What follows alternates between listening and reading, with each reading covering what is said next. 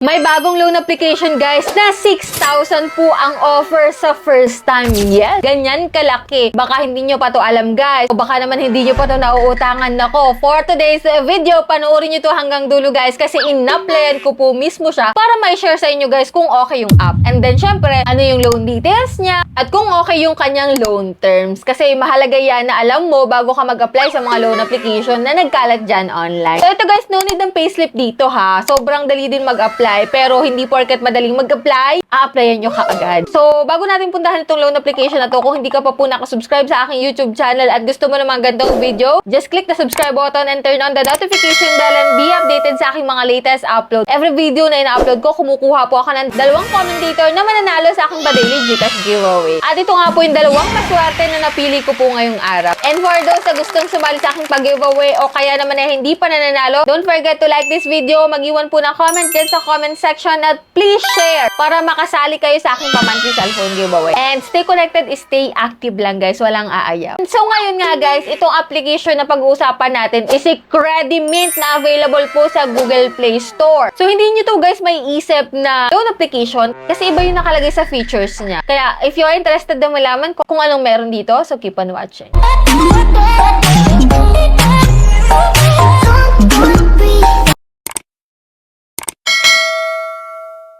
So, disclaimer no guys, hindi po tayo agent at promoter ng application na to at hindi rin po sponsored tong video na to. So, tinry ko siya guys para matapos na rin yung curiosity ko about sa bagong loan application na to. So, kung makikita mo dito guys, siya po ay si Credimint Track Every Peso. Under po siya ng Akil Bartia Shrimalima siya. Ba't ganun guys? So, yan, 4.8 stars and meron po siyang 901 reviews nung na-download ko po siya. Kung makikita mo dito guys, sa unang pagkakataon guys, your money at a glance, know exactly where you stand today, available budget, parang hindi siya utangan, di ba? Ito pa, your budget, your blueprint, freedom start within a limit, where does your money go, let the shape style the store. So, parang hindi talaga utangan. Pero tinry ko siyang i-install. At ito nga guys, nakalagay po dito is track more, save more. Ha? So, di ba? Parang nakakaloka, no? Meron silang privacy policy, okay lang natin yan. May permission statement rin. And ito, malalaman mo talaga ang isang loan app, kung utangan siya or hindi. Dito, may maximum loan amount siya. 60,000 po yung credit limit. And then yan, click natin po yan. And dito kapag wala ka pa pong account is maglalagin ka using your active mobile number. And then ilalagay mo po yung 4-digit verification. So click mo lang po yung send, then confirm. So may mga questionnaire sila dito guys. So 1 to 5 lang naman po ito. Confirm mo lang. And then dito sa authentication, ito po yung mga valid ID na pwede dito guys. So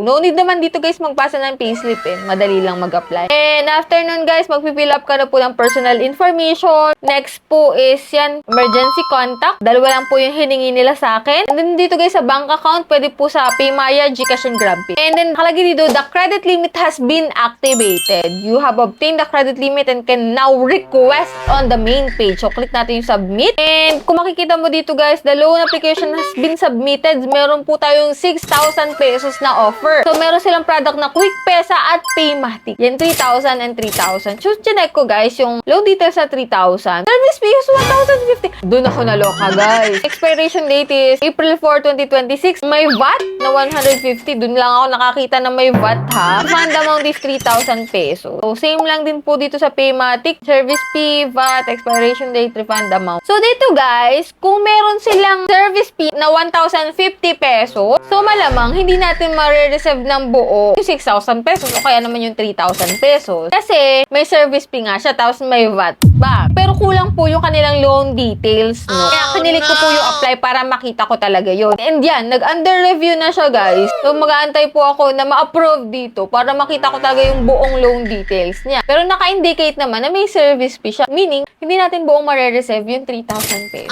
Around 2,000 lang yung ma-reserve natin dito. So yan, waiting lang po ako ng ilang minuto and yan, merong result na siya kaagad-agad. And kung makikita mo nga dito guys, rejected siya.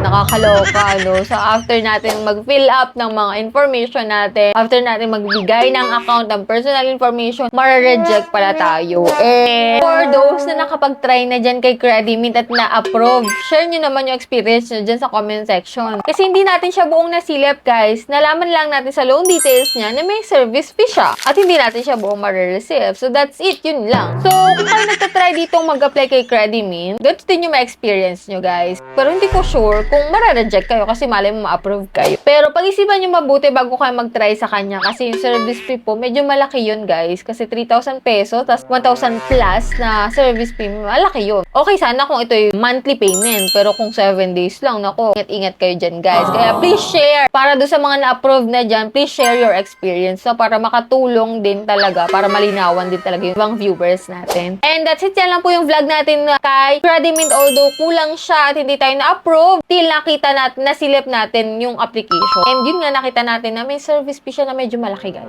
So, nasa sa inyo na lang talaga guys kung maglo-loan pa rin kayo dito or hindi. So, itong vlog natin is guide lamang. So, that's it. Sa mga hindi pa dyan nakasubscribe sa aking YouTube channel, kindly click the subscribe button, turn on the notification bell, and be updated sa aking mga latest uploads. So, bye-bye na muna for now guys. See you on my next vlog.